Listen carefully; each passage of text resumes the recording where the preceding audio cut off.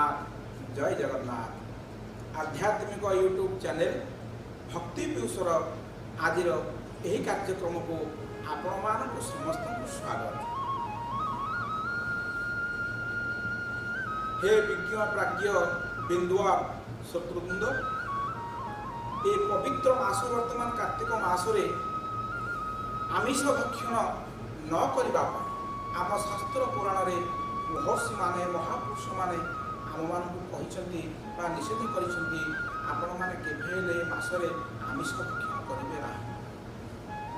केवल ये मसरे नुहे आज्ञा मनीष जीवन बा मनीष शरीर पाई जिते मनीष ये विश्व में अच्छा पृथ्वी में अच्छा आमिष आज्ञा कदापि भक्षण योग्य नुहे ये मनीष मान केवल कार्तिक मासरे कहीं सबू मासरे आमिष भक्षण करा उचित नुहे। किंतु आम मान भर केते आम कहू हाँ आत्मा डाकुची खाइबा खाइदे, आत्मा डाकुची खाइबा तुम खाइदेबा बा माने बापा मान ये कहतु ना कहीं ना आत्मा किछि खाए ना, आत्मा किछि खाए ना। आम जहाँ खाऊ ए शरीर वृद्धि पाई आम खाऊ बा शरीर परिपूरण पाई आम खाऊ। तेणु वैज्ञानिक माने कहते महर्षि माने कहते देवऋषि व्यक्ति माने कहते आम मान कदापि एवं कस्मिन काले आमिष भक्षण योग्य नुहे। कारण आमिष है गोटे कोष आम शरीर गोटे कोष। तेणु आम शरीर भितर कोषर गोटे प्रकृति होची बाहर कौन अन्य कोष को ता भर को प्रवेश दब ना प्रवेश करने को अनुमति दब ना। आ जदि आम जबरदस्ती कर प्रयोग करूँ तेज एक विकर्षण सृष्टि हुए, एक विजातीय प्रकृति सृष्टि हुए, एक विकृत मनोभाव सृष्टि हुए आम शरीर भितर। तेणु मुझे समस्त को निवेदन करी आज एपिसोड को शुणी सारे केवल कार्तिक मासरे नुहे कौन दिन आमिष भक्षण करेंगे ना। आज ये निष्पत्ति को यदि आप ग्रहण करेंगे तेज आज ये कार्यक्रम सार्थक। तेरे ये पवित्र कार्तिक मास जो कार्तिक मासरे भगवान श्रीकृष्ण विभिन्न प्रकार लीला होता द्वापर जुगरे। आप जानते कालीय दहन लीला होता कार्तिक मासरे। आप जानते गिरी गोवर्धन पूजा होता कार्तिक मासरे। भगवान श्रीकृष्ण जी कार्यक्रम होता सब होता कार्तिक मासरे। तेणु से ये कार्तिक मास हूँ भगवान श्रीकृष्ण अति प्रिय मास।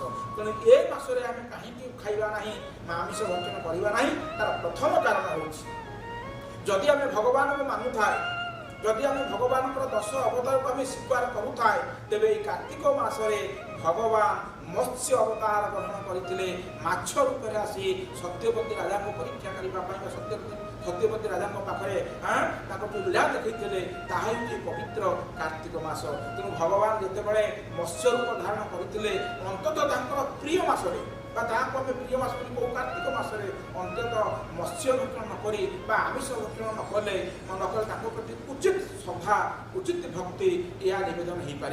से ये मासरे आम आमिष खाइबाटा कदापि उचित नुहे। ये है पौराणिक प्रसंग।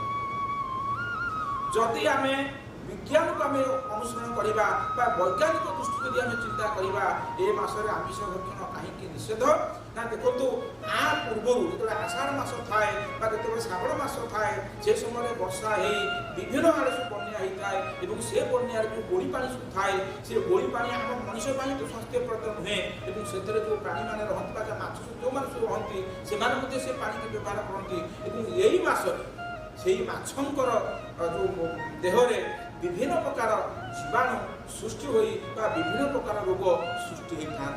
जदि आम से मासरे एक कथा सन्यासी आपण बुझा कहूना अनेक वैज्ञानिक माने गवेषणा करी सार सिद्धांत पहुँची ये मासरे माछ मान किसी ना कि गोटे रोग व्याधि थाए से आम भक्षण करवा माने बिना किसी लाभ आम मान भर को शरीर भर को रोग को केवल आमंत्रण करवा ही सारा हम। तेणु ए दृष्टि देखिले आम ए मासर जो 30 दिन रहा ये मासरे आम आमिष भक्षण करवा उचित नुहे। केतक लोक जहाँ मानती ना बोला हाँ आम खाइबा मन हो खाइबा आत्मा डाकुनी खाइबा फ्रिज में पुरई कि संक्रांति कि अमावास्या कि गुरुवार एवं देखिए रविवार ସେଇ ଦିନ ମଧ୍ୟ ବହୁଳ ପରିମାଣ ଲୋକମାନଙ୍କ ଘରେ ଘରେ ମାଛ ମାଂସ ହୁଏ। ଆଜ୍ଞା ମନେ ରଖନ୍ତୁ, ସେ ସନ୍ନ୍ୟାସୀ ଆପଣଙ୍କୁ କହୁଛି, ମନକୁ କହୁନାହିଁ, ଘରୁ ପଢିକି ଆଣି କହୁନାହିଁ, ଶାସ୍ତ୍ର ପୁରାଣ କଥା। ରବିବାର ହେଉଛନ୍ତି ସାକ୍ଷାତ ସୂର୍ଯ୍ୟନାରାୟଣଙ୍କର ଦିନ। ତେଣୁ ଏ ଦିନ କଦାପି ମତ୍ସ୍ୟ ଭକ୍ଷଣ ବା ଆମିଷ ଭକ୍ଷଣ କରିବା ଉଚିତ ନୁହେଁ।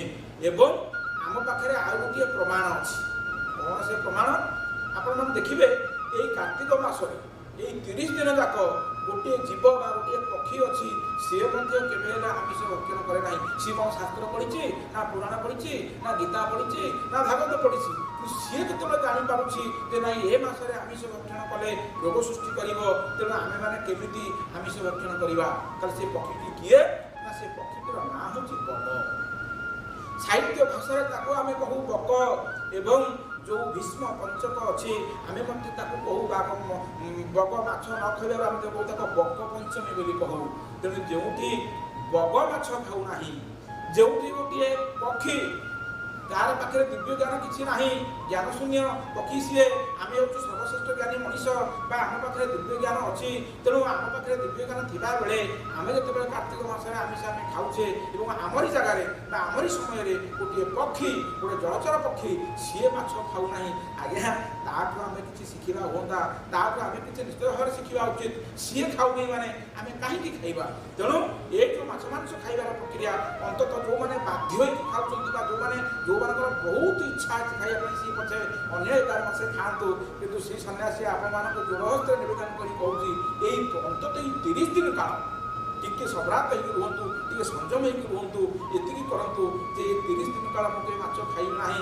ଆପଣ ଧର୍ମକର୍ମ କରନ୍ତୁ ନ କରନ୍ତୁ, ଦୀପଦାନ କରନ୍ତୁ ନ କରନ୍ତୁ, କିନ୍ତୁ ଘରେ କେବେ ହେଲେ ଆମିଷକୁ ପୁରାନ୍ତୁ ନାହିଁ। କାରଣ